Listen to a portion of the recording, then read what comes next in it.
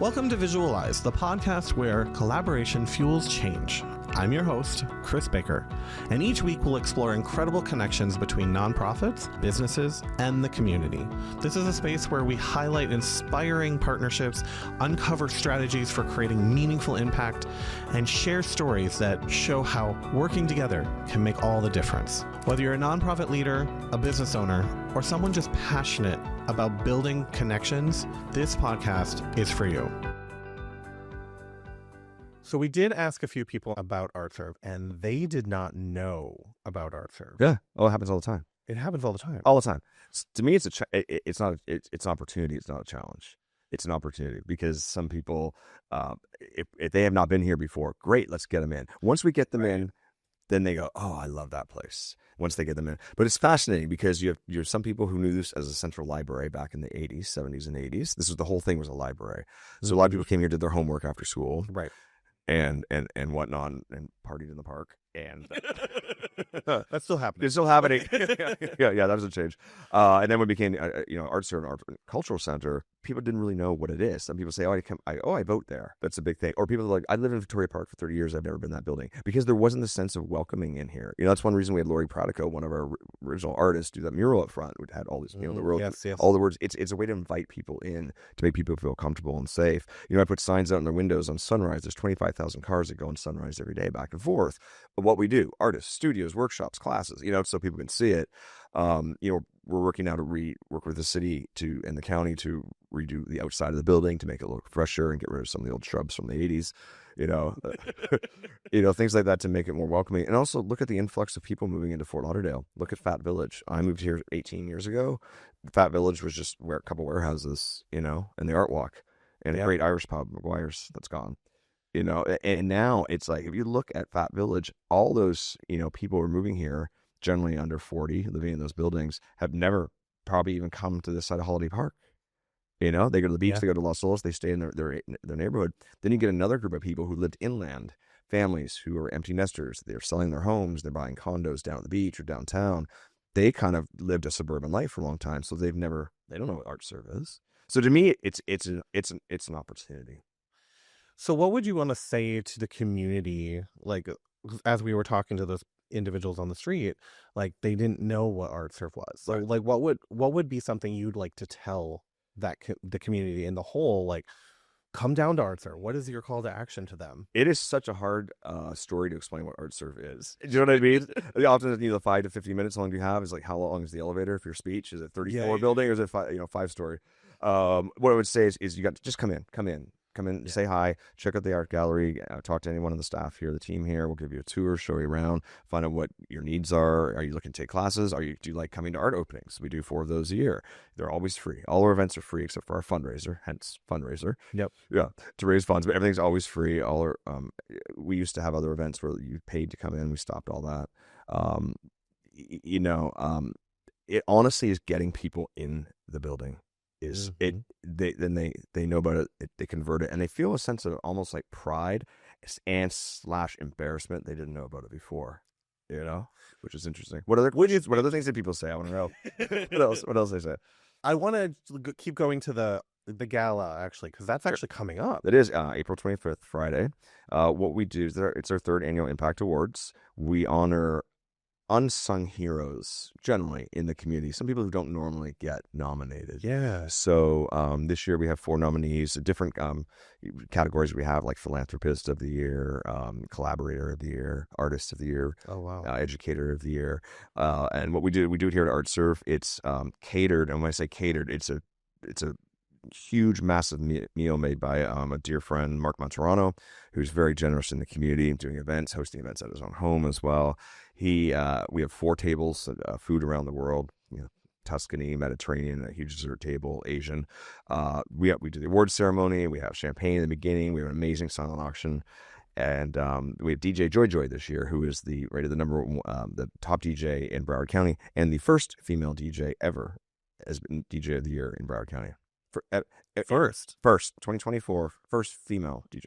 Wow, so awesome. She's amazing. So it's very exciting, and people. It's just a really nice community event. It's a fundraiser for for ArtServe. Obviously, it's presented by Seacoast Bank. Mm-hmm. Again, a for-profit. Obviously, they're a bank for-profit, but wonderful community partners. They just get it. They get it. Yeah. And Florida Power and Light, again, are a sponsor. And what we do is we don't have a lot of sponsors. I call it logo soup. When you have multiple sponsors everywhere, like no one sees it.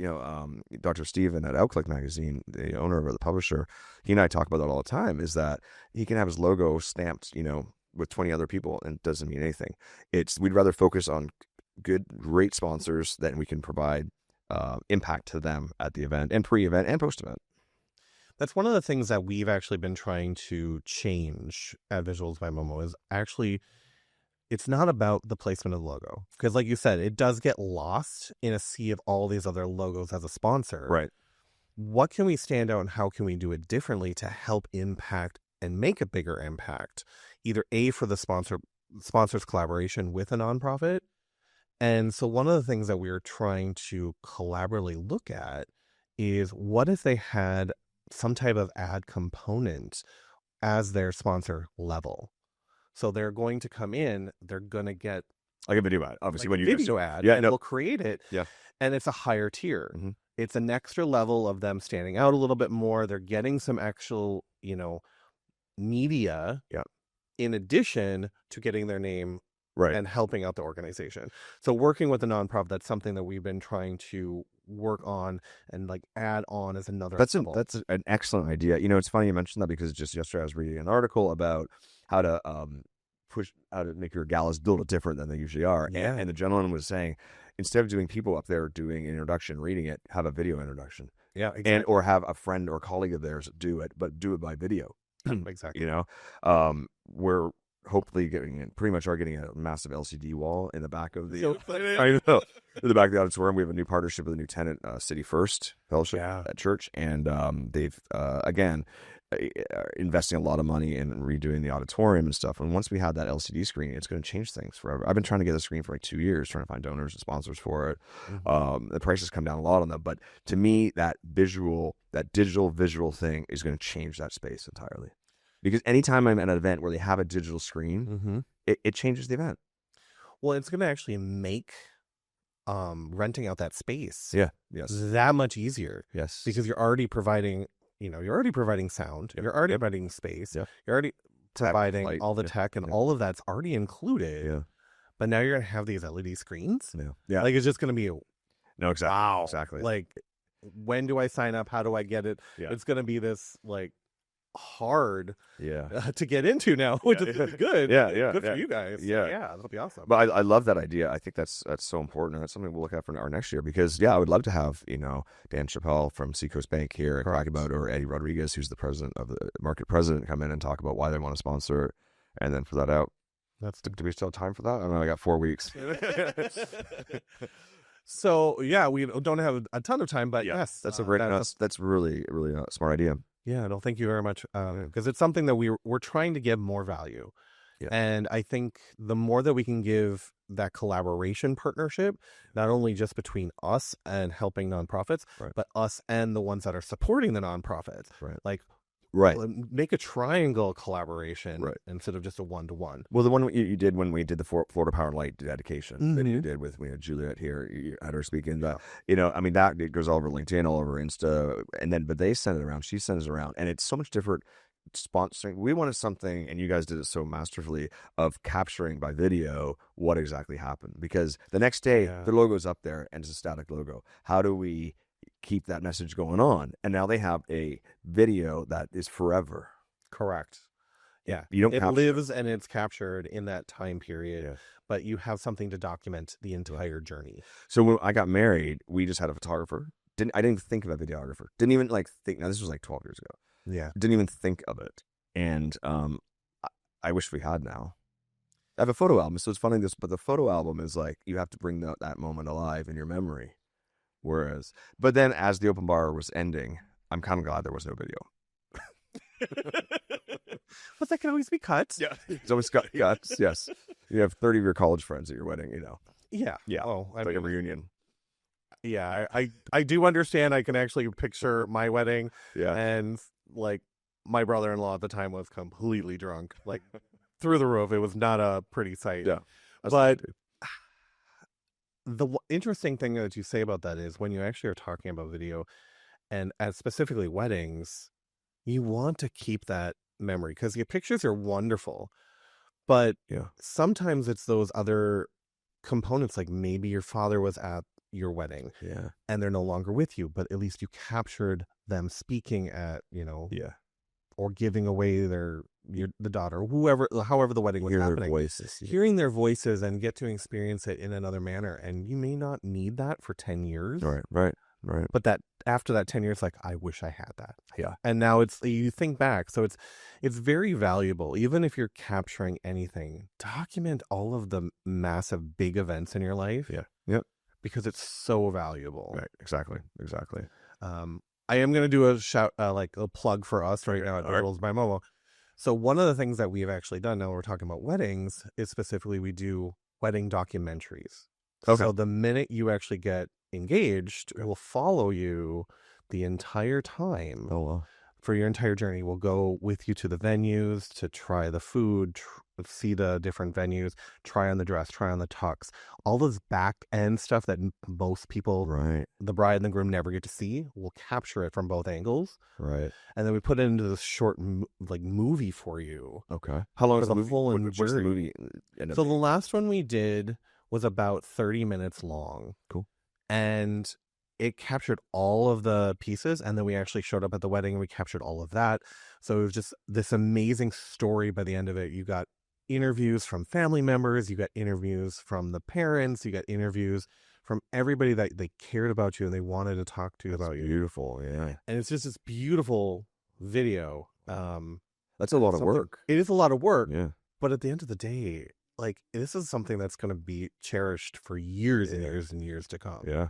Okay. And so that's a great idea. Because if you do think about it, like the wedding photo, it's always of the bride and groom, the groom and groom, the bride and bride. You got that shot list. Yeah. And then the pictures, then you see that, and then it's like, okay, but really, what makes a wedding is everyone else around. Yes. Everyone else around you. I think like you do officiate weddings as well, right? And the recent trend, the last couple I've done, which is become a little. I just wish they'd tell me in advance, is drones. So I was doing one wedding, and I did my niece's wedding a couple years, and it's like, you're reading, drones like right there. Like, you could have told me you were having drones. You're giving me a haircut? Your haircut. Like, you're right on top of me. So if you do drones ever, make sure the people know there's gonna be a drone. And yes, drones are the whole thing. Yeah, it's a whole different other thing. Yeah. So there's a lot of legal issues that you have to take into consideration. So make sure. A lot of time that's a third party. And it needs to be. Yeah. Because honestly, you have to have somebody that actually knows how to use it. Yeah. They can look at the laws and make sure that you're flying it safe and you're not, over the head of people or all of the other stuff that needs to go with it. It's crazy. Yeah. Wow. I mean, I guess you could take that concept with, the wedding to like even behind the scenes of starting a new marketing project for profit or even nonprofit your business. I mean, even like talking about a gala, let's just take the mayor's gala. Yeah. Going on, which is a huge event at the Hard Rock every year. I think they have almost 800 people there. It'd be fascinating to see, the planning behind it.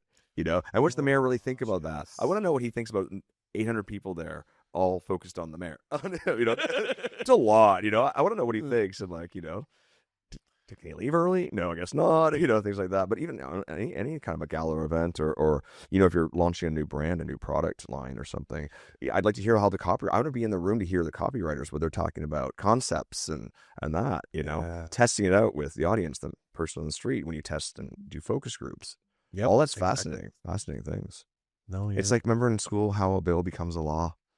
Remember that, that conversation and that study. Yeah, the studying. It's all like that. You're kind of documenting that whole process, which is you do. Yeah, that behind the scenes. I mean, if we look at a lot of documentaries that are actually being played right now on TV, you have a lot of that backstage component. Yeah.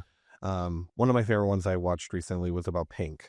I love her as an artist, and she, had all of her journey, like her kids are with her, like this is what's happening, this is all the training she had to do so that she could basically fly around and fly around her concerts, like all of that. You're showing everything. They didn't show anything of the actual like stage performances, but a couple minutes. Mm-hmm. I mean, so, it's an hour and a half long. Yeah. And they only showed that. It's mostly everything that's back behind the stage. And that's the most interesting part. It is, yeah, because you get behind the scenes. I just recently watched one about We Are the World. They're making of We Are the World. Okay. Like that song. So I had no idea it was all done during the award show. That's how they got all those artists there, because they're all in LA at the same time. And they had a 20-hour window. There was no after parties. They had to get them there. They finished writing the song overnight. Some people left because they got tired of it. And the process behind it, just seeing like Michael Jackson there and seeing like Bruce Springsteen, like how they changed his voice, the pitch, and how it all came about.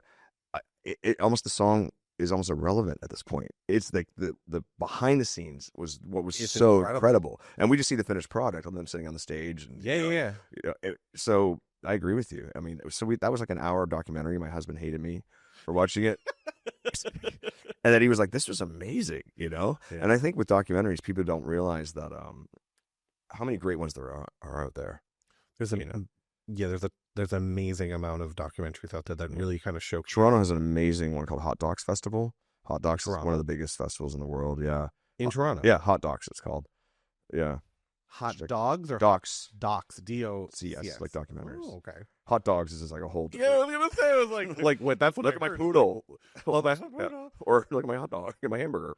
Oh wow. Okay. Yeah, Hot Docs. Interesting. But I think the word documentary is really, really smart in your marketing and your branding for that. What you guys are doing for weddings.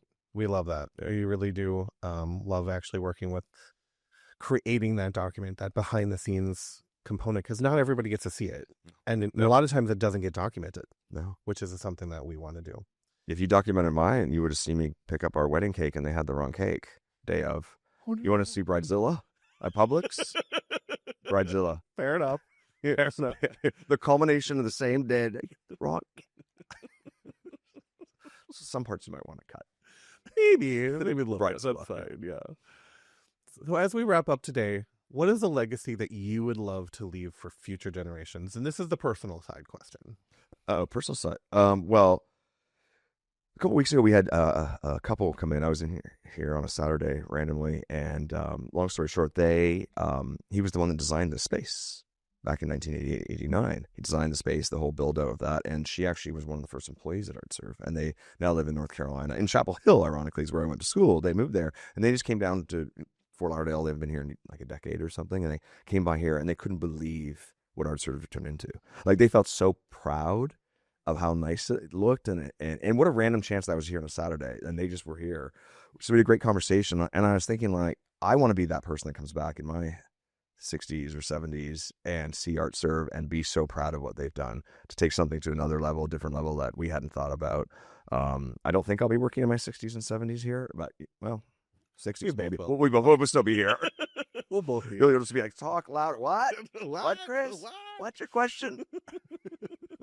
That's fair. But yeah, I think from an ArtServe perspective, that's it. I've had a really blessed, cool career. A lot of my friends are lawyers and doctors, and they do amazing things. But for me, being backstage at an event is like the coolest thing ever. I mean, I've done working at for-profit radio stations and TV stations. I mean, an elevator in a sound stage with B. Arthur for World AIDS Day at a sports station, because we were owned by a sports station, Score. So all the sports guys had to leave, but they all came back. Is that B. Arthur from the? And then I'm in the elevator with her person, letting her downstairs, and her phone's ringing, and her PR person like, B, your phone. She's like, what? Your phone's ringing. She's like, what? I'm like, this is the best. It's those little experiences. It's those experiences that make life just amazing. Yeah. Like, so yes, that's I think being behind the mic, behind the lights, behind the camera, backstage are some of the most exciting things out there. Oh my gosh, this was an amazing episode. So thank you, Jason, so much for being on Visualize today. Thank you, Chris. Thanks a lot. Thank you for joining me on this episode of Visualize. We hope that the inspiration and practical insights can help you foster stronger connections and meaningful change. Don't forget to subscribe, share the episode, and leave us a review. To learn more about Visuals by Momo and how we support collaboration and storytelling, visit visualsbymomo.com. A huge thank you to everyone out there listening. Until next time, remember, collaboration fuels change, and your connections can inspire the world.